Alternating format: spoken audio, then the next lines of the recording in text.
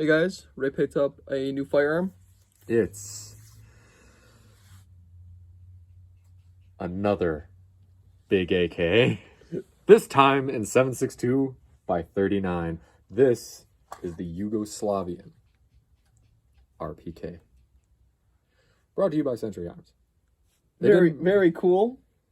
So I you can present it, but I have some questions. Outside of the overall length, what's different about this with a typical AK? Glad you asked. So, let's get in real close. You get a bulged receiver, which this is reinforced, so that way it can shoot a lot of bullets in a short amount of time without rattling itself apart, like thousands instead of hundreds, because I don't know if you know this, but assault rifles aren't meant for suppressing fire over long periods of time. This is, because this is their like standard light machine gun over in good old Russia, which they use the 74 variant. It's like 5.45 instead of 7.62, but you know, whatever. Then we have move the sling, thicker barrel. This is about twice to 2.5 times as thick as your standard AK barrel. It's also gotten these nice ribs for your pleasure and to reduce, it's like a heat sink, so heat goes in and then it dissipates, helps to control the heat over all the barrel. Most of your heat is going to be more towards the chamber, so that's why it isn't all along the barrel, because at a certain point it's kind of just a waste of ribbing.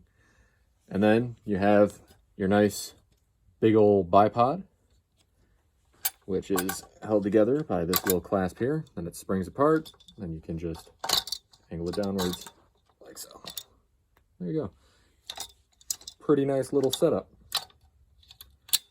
And of course, we threw in a nice 40 rounder mag, because the mag that the guy sent it with was this beat up old gray magazine that's only a 30 rounder, which it ain't a bad mag, but It'll still work, but it doesn't look right. for presentation, It does not look right. You need to have a 40 rounder, which to prove that,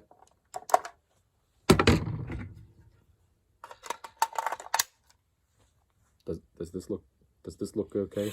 No, it does not. Big chunky man. So there we go. Now, let's get to the good stuff. The trigger.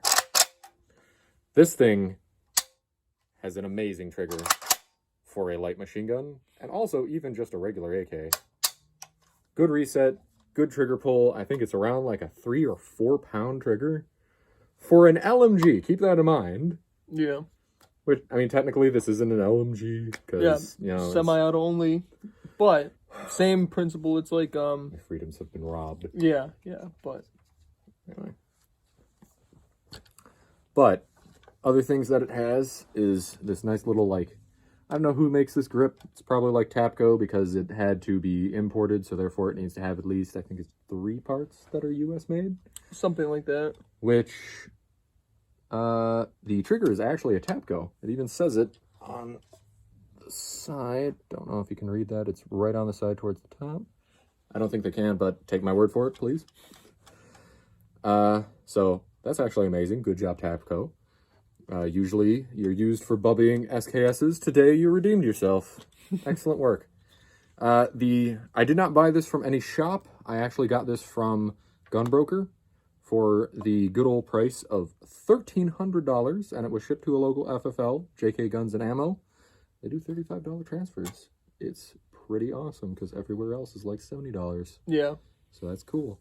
And one unfortunate thing that he didn't tell me about, which he probably didn't know, this probably happened during shipping, this sight adjustment knob got damaged during shipping, which is unfortunate, but it's not exactly the end of the world. I should be able to replace that fairly easily. Other than that, everything's mint and perfect and purty. It's got this nice chromed up bolt carrier group. The bolt itself, I think, is still your standard black affair, but we can actually open that up and check. No, it's all chrome all the time. There you go. Get down in there. See, the bolt and the bolt carrier are both chromed all the way up to the piston. That's amazing. I got this very recently, so I haven't actually like taken it apart. struggles. But oh my god, is this thing beautiful. And other than this one little bent part, which I'm going to try and bend back because that's what Russia would tell me to do. That's usually how I break things. But I'm going to be careful about it. And if it breaks, it breaks. I buy a new whole, like, rear sight leaf. Because I have not the faintest goddamn idea how to take this out and then throw in a new one. And I feel like that's one of those things that you have two options. Drive out this pin, throw in a whole new rear sight leaf, re-sight in the gun, bada bing, bada boom. Or try and dick with a bunch of really tiny, unfamiliar parts that there's, like, no YouTube video for. There's no YouTube video, and there's no exact exact pin that's the same exact length and size. Yeah, so it's just like, screw that, just, yeah. But if this was working, it would be fully adjustable for windage and then elevation, and it's a very nice setup. One unfortunate thing is it doesn't have any sort of optics rail, which technically this could be an opportunity to take out this rear sight leaf, put on one of those Picatinny rails, and then put on whatever I wanted. PSO, or not a PSO, a primary arms, 1X or 4X or whatever, 7.62 by 39 prism scope if I wanted. That's kind of the first thing that came to mind. But I think I'm just going to leave it stock, keep it as it is, because it's very cool, and I don't really think that it needs any of that. Which, this actually does have all three positions, even though it isn't full auto. Yes. It's really sad.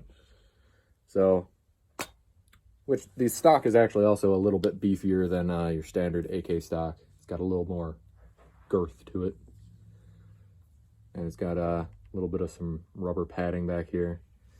It's very Spartan, but my god, is this thing amazing and cool. I can't wait to take the range. I cannot either. Because I still haven't got to shoot your SKS. So that'll be a nice range day. We haven't picked up more ammo for 7.62 39. It's been becoming a little bit more available than it was. I still have not been able to find a lot of 5.56 anywhere in stores. Yeah, 5.56 has been a big old vacancy, so we aren't going to be shooting a whole lot of that, because the way that it's been working is we have been buying to shoot, because I don't want to dig into my, like, personal stash. And a lot of the stuff that he's been buying, I made a video on that, talking about, because in stores, 9mm really hasn't gone up that much. That's primarily what I've been buying. I bought another 9mm pistol, and it's like, oh, I want to shoot it so bad. And then what I buy essentially is going towards shooting. It's not really going towards stocking up on. Which is kind of an issue, because we do want to be trying to stock right now, because you don't know what events because there's the thing, like, being optimistic, like, oh yeah, things will return to normal next year, but things can also be worse next year. Things can get worse before they get better. Things can get worse and continue to worsen. These are some of the few reasons why I own guns in the first place. So hopefully you understand that certain guns ain't gonna get shot too much, but thankfully 7.62 by 39 is still available. We're gonna have a big old Slavic gun day soon enough. His AK, my AK, well, no, because I don't want to shoot that much. Well, no, his AK, my SKS, this big dumb thing, because why would I bring the AK and this? It's like, so, yeah. Plus, I'll probably bring the PSL back out, because 7.62 by 54R is still fairly available. It's still fairly available. Like, they've marked up the price locally, like, on the shelves at a local gun store, and, like big name stores, they've gone up a little bit. But we're talking still under, like, what it would be if I was shooting 308 or something like that. So it's still worth shooting compared to other large calibers. So, which at this point, 7.62 by 54R is about the same price as 308. And there has been a little bit of some 308 on the shelves. Well, actually, no. 308 is now 18. Yeah. And then it's 14. So it's what 308 used to be. Yeah. It's unfortunate. I've seen that because I haven't found cheap 308 like at the stores. I see like stuff with like the ballistic tip that's already a little bit more. Something that wouldn't typically run through an AR, run through like a bolt action or something. Yeah. But yeah. So unfortunate circumstances, meaning that we can't just like load up my big dumb drum that I have at home and just blast away with this. Yeah, we can't just order 1,000 rounds and blast it all day. Yeah. We gotta pick and choose what we're gonna take out and what we can shoot. And right now, most manufacturer of ammunition are back ordered for like I think the lowest I've seen is about 6 months. Yeah, I've seen stuff online where it's like, oh yeah, you can put your money down on back order, minimum 4, but expect 6. Like, so by this, if I order right now, late spring, early summer, I can be blasting away. Yeah, which hopefully things are like back to normal by then, and like once things start to get back to normal, obviously that should go down. But if things continue, those are like, if things stay exactly the same as they are now, 6 months. If things get better, maybe less. So it's not a good time to be trying to run a YouTube channel right now, unfortunately. Yeah, it's a hard time to get started. And then, like, even if you're brand new to guns, which I always bring that up every video, and people get like, no one gets upset. People are like, oh, you should have already had ammo. I understand that. I've been having ammo, but if someone's brand new and wants to get into guns today, there's no point in shaming them and telling like, oh, you should have been into this 2 years ago. No, if someone just turned like 18 now, someone just turned 21 now, can own their first pistol, and they're going out to buy their first 9mm, and there's no ammo on the shelves, I can't shame and be like, well, you should have been buying up last year. When you're 20, you can't be buying pistol calibers. So for me, it's like, I want to bring more people in. I don't want to be like, oh no, this is our thing, and everyone, all the new gun owners, they're the ones like hurting the industry now. It's like, no, they're hurting the most right now. Yeah. And there's also the point of, if somebody used to be anti-gun and now they're pro-gun because they realize, oh, things get pretty fucky pretty easily. I'm now into the whole, I'm going to start owning guns things. And then you're a dick like, oh, you should have been into them earlier. You should have been buying ammo. Yeah. Well, what's wrong with you? And it's even they come over and now you're starting to push them away. And what are you doing? And it's even between us. Like, I still want to get a 40 Smith & Wesson. I plan on picking up a 380 before then. But when I have that, that's not like my go-to, and I'm not saying it's the best caliber out there, but I've still seen it on the shelves everywhere I go at similar price to what it was before. So if someone wanted to go out and buy 200, 500 rounds, they could with their brand new pistol. So for that, I would recommend it for a new shooter today. And then someone would be like, oh, well, because it's not as popular and because I don't think it's as good as 9, that's not to say that it's not good at all. It's certainly a good option right here, right now. It's like the most okay option. Yeah. There's a reason why it's always left on shelves. It's because 9 and 45 are better. It's the middle child that doesn't do either thing that those do as good. Yeah. But it has all of the problems that both of those have. But at the end of the day, it's still a effective, decent cartridge. And there's no way to really show that. For a lot of YouTube channels, like, they do like ballistic gel test. And for me, I think that's a good demonstration of like penetration and what to expect. But it's not like real world application for me, at least. It's not like, well, it penetrated this good in gel, therefore it becomes a good round. It's like, no, like I understand that side of things, but like even like animal testing, when people like will shoot like a pig shoulder or something like that, and be like, this is what it did. I'm like yes and no. Like, if someone's wearing there's so many variables to what a bullet can do. Like in a self-defense scenario, if I'm wearing a thick coat, I'm standing at an awkward angle, hits me at this angle, and it's not like, oh, will it reach a vital organ?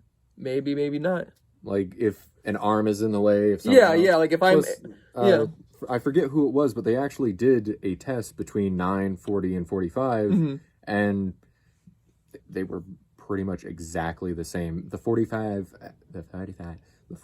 had ever so slightly like bigger of a permanent wound. Yeah, because it'll have slightly larger expansion, slightly better penetration. But the 40 and the 9 were like nearly identical perfectly, but the temporary cavity of the 9 was larger than the 40 or the 45. And it's like you're really like splitting hairs at the end of the day. And personally, I'm more of a 9 person, and what that study says to me is, if they're all basically the same, might as well have more rounds. Yeah. Other people are going to be like, well, which they did include hollow points. It wasn't just, it was jacketed, like ball ammo, and then it was also a hollow point in both 115 and I think like 125 for the 9. And then they had 230 grain for the 45, and I forget what the hell the 40 was because I didn't really care. gonna be honest. Well, we went off on a tangent talking about the RPK, but the point still stands. Like we are not like closed-minded on ideas. Like I think this is very cool for like this compared to the typical 8K. I think the price is right because right now, especially where like some AKs are going for like 700-800 plus. Yeah, like I think even like some of the Palmetto State Armory ones, They've I've seen gone them up around like 900, Yep, 950 from some dealers.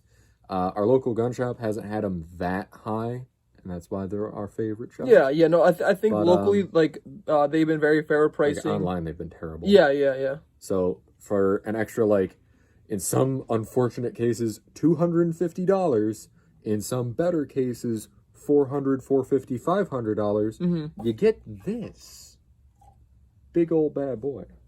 Which, understandably, that was online, but the dude was trying to recoup his money, so that was what he paid for it. Yeah.